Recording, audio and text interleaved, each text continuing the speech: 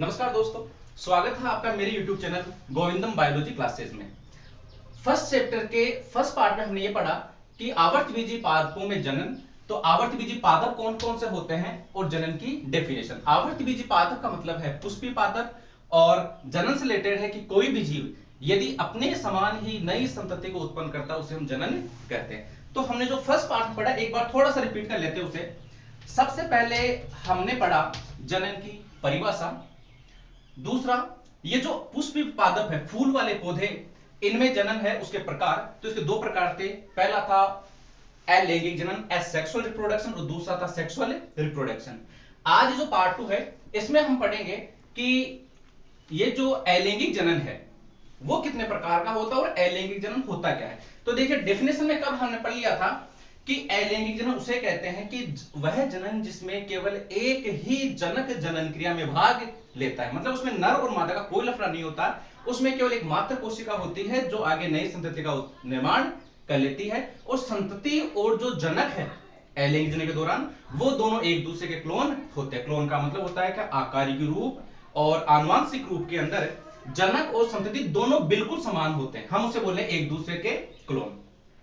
तो एक बार आपको जो भी बोर्ड पे दिखाई दे रहा है और जो भी मैं ये बता रहा हूं आप कापी और पेन लेकर इसे लिख लीजिए। अगर आपको इसमें पिक्सल में कोई दिक्कत आ जाए, वो क्वालिटी साफ दिखाई नहीं दे रही है, तो लास्ट में आपके कॉर्नर के साइड में 3 बिंदियां दिखाई दे रही है, वहां पे आप या तो 360 पिक्सल पे फिक्स कर लीजिए या फिर आप इसे 480 पिक्सल के ऊपर सेट कर लीजिए। इसके अलावा आप लाइक कीजिए।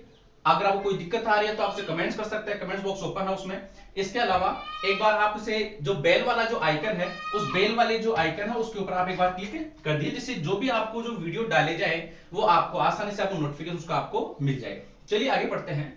तो आज आवर्तबीजी पादपों में अलैंगिक जनन के प्रकार, हम एसेक्सुअल रिप्रोडक्शन उसे हम आगे बढ़ा रहे हैं। तो देखिए अलैंगिक जो फूल वाले पौधे हैं इन्हें हम बोल सकते हैं पुष्पी पादप। वे पादप जिनमें फूल लगते हैं, एंजियोस्पर्मी प्लांट्स, इनमें जो अलैंगिक जनन है वो दो प्रकार से होता है। कौन कौन सा?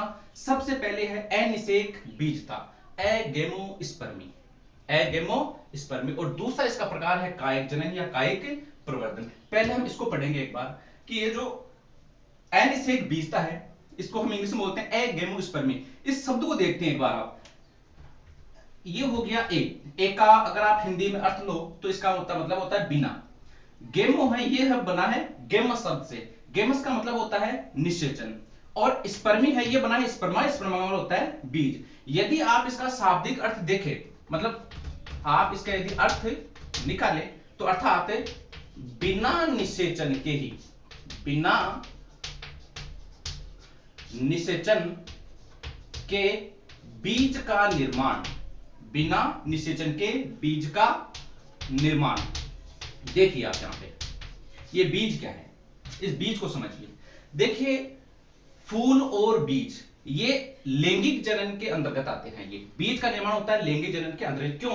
क्योंकि जब आप पुष्प के मादा जनांग जायन के स्ट्रक्चर पढ़ते हैं तो जायन के 3 भाग होते हैं। कौन कौन से? देखिए यहां पे आप बना देता हूं एक बार मैं आपको। यह है जायन के स्ट्रक्चर। इसमें ये ऊपर वाला भाग वर्तिकाग्र, ये वर्तिका, और ये होता है अंडाशय।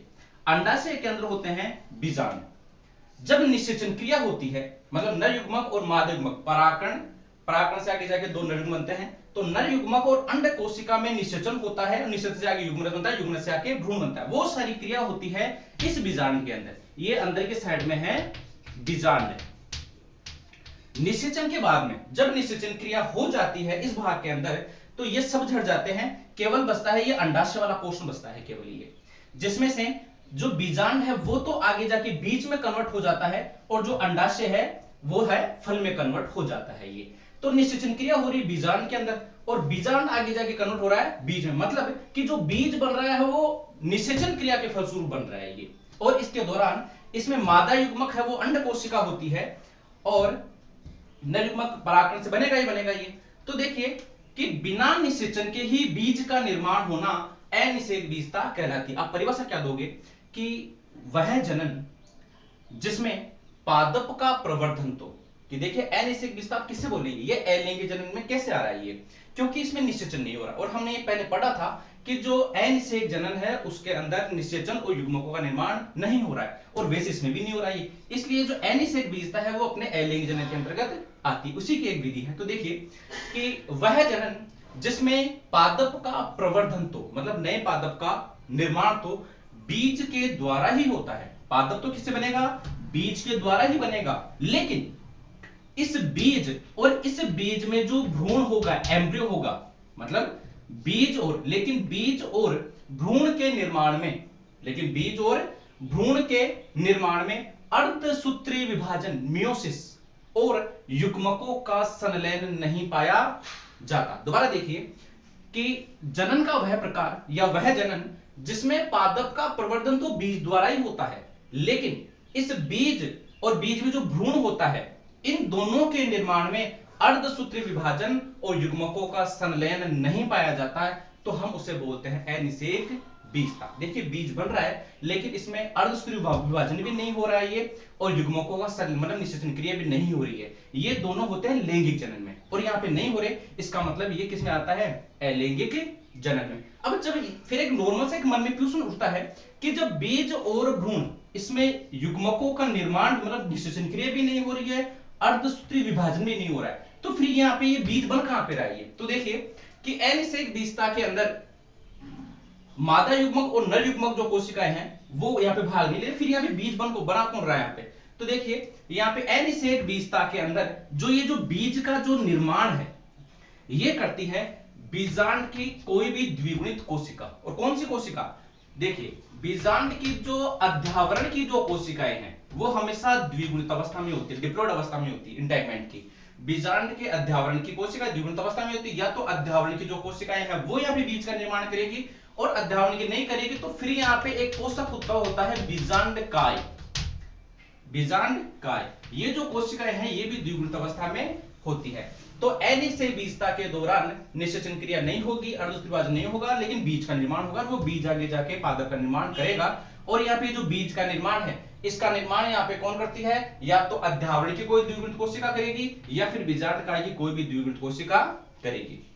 तो इस प्रकार से अनिषेक बीजता कंप्लीट यहाँ पे हो जाती है। ये फिर से मैं बता देता हूं कि जनन का वह प्रकार जिसमें बीज का प्रवर्धन तो जिसमें पादप का प्रवर्धन तो बीज के द्वारा ही होता है, लेकिन इस बीज और बीज में जो भ्रूण बनता है इसके अंदर अर्धसूत्री विभाजन और युग्मकों का संलयन नहीं होता है, तो हम इसे बोलते हैं अनिषेक बीजता। और यहाँ पे इस दौरान ये अनिषेक बीजता है, इस दौरान जो बीज का और भ्रूण का निर्माण होता है वो करती है अध्यावरण की या फिर बीजांड, दोनों में से कोई भी कोशिकाएं हैं यही आगे जाकर के बीज का निर्माण कर लेती है।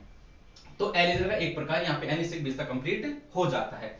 दूसरा हम पढ़ते हैं कायिक जनन या फिर कायिक प्रवर्धन, मतलब कि जो फूल वाले पौधे हैं इनमें लैंगिक जनन का एक प्रकार तो हो गया अनिषेक बीजता जिसमें बीज काम में आ रहा है, और दूसरा प्रकार हो गया कायिक जनन या कायिक प्रवर्धन। बहुत ही इजी टॉपिक है। देखिए इंग्लिश में हम इसे बोलते हैं वेजिटेटिव, VEGETATIV, वेजिटेटिव रिप्रोडक्शन,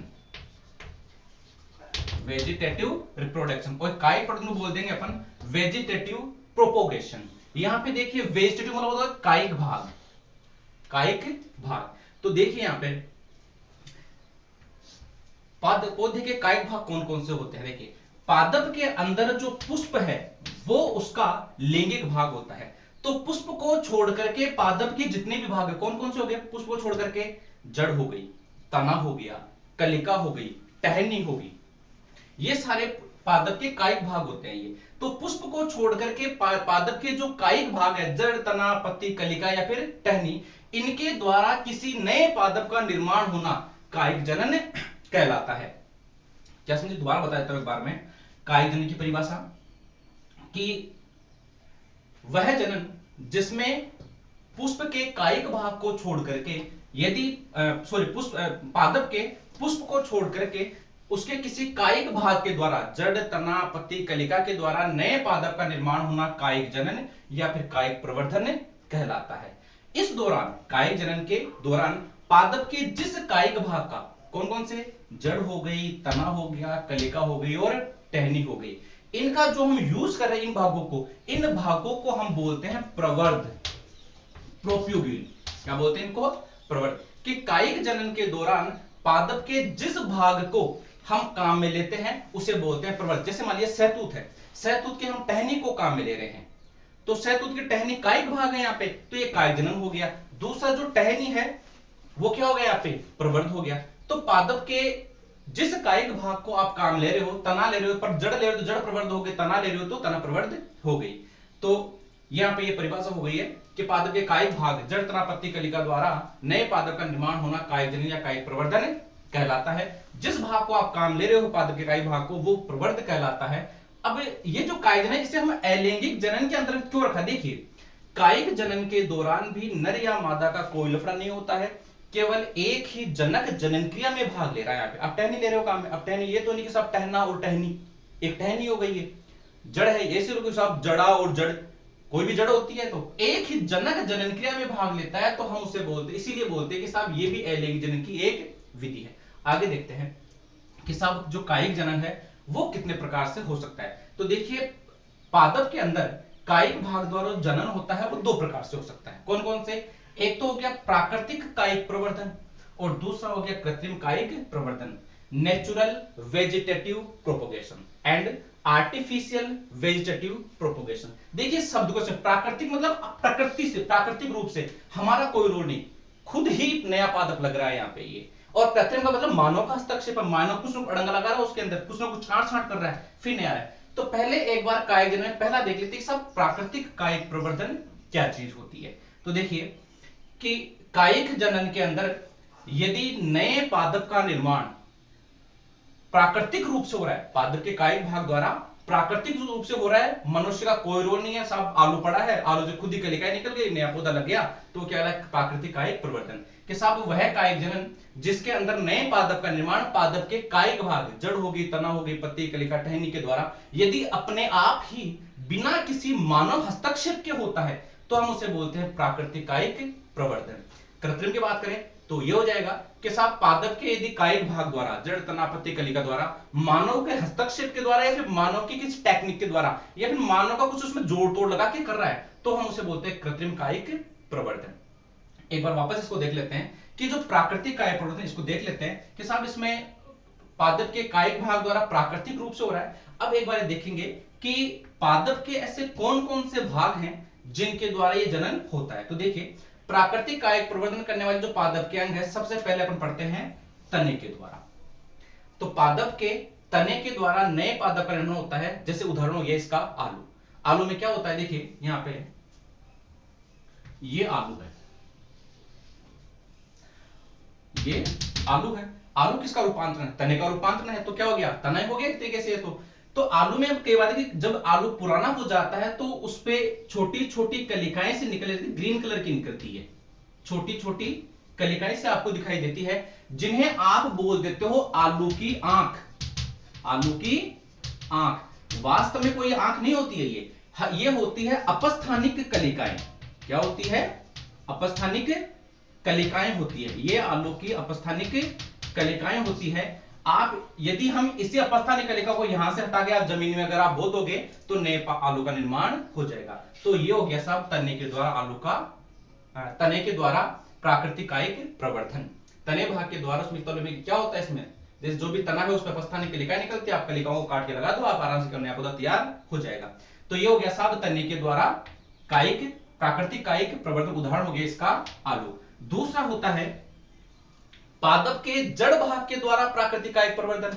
कौन कौन से पौधों में होता है, ये नीम में हो सकता है, ये चमेली में हो सकता है, ये शीशम में हो सकता है। क्या होता है, जो भी पादप से नीम है या चमेली है, इसमें क्या होता है कि जो जड़ भाग होता है, पादप का जो जड़ भाग होता है, यहां से अपस्थानिक जड़ें निकलती है। जड़ भाग से क्या निकलती है, कोई भी अपस्थानिक जड़ें निकलती है। या फिर कई बार कुछ पौधे ऐसे होते हैं जिनमें छोटी छोटी गांठें निकल जाती है, कि जड़ है इस पे छोटी छोटी गांठें हो गई। इन गांठों को, ऐसी जड़ों को बोलते हैं कंदीय मूल। क्या बोलते हैं इनको, कंदीय मूल। और इन्हीं ये जो कंदीय मूल, ये जो गांठें सी है, यहीं से नई जड़ का निर्माण हो जाता है और यहां से नए पौधे का निर्माण हो जाता है। ये तो प्राकृतिक कायिक दूसरा हो गया जड़ भाग के द्वारा प्राकृतिक कायिक प्रवर्धन। नीम, चमेली और शीशम में ज्यादातर ये होता है। तीसरा प्रकार हो गया कि पादप का जो पत्ती है, कि पत्ती के द्वारा प्राकृतिक कायिक प्रवर्धन। अगर आप इस परिभाषा बनाओ तो क्या होगा कि देखिए कि पादप के पत्ती भाग के द्वारा मानव के हस्तक्षेप के बिना ही अपने आप ही यदि नए पादप का निर्माण हो रहा है तो हम उसे बोलते हैं पत्ती के द्वारा होने वाला प्राकृतिक कायिक प्रवर्धन।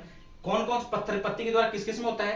एक तो हो गया पत्थर चट्टा, पत्थर चट्टा जिसे आप बोलते हो ब्रायोफिल्म, पथरी जो पेशेंट वगैरह होते हैं वो भी कई बार लेते हैं इसको। तो पत्थर चट्टा और बिगोनिया एक बार देख लेते हैं अपन पत्थर चट्टा में कैसा होता है। इस पत्थर चट्टा ये तो देखिए जो पत्थर चट्टा है उसकी पत्ती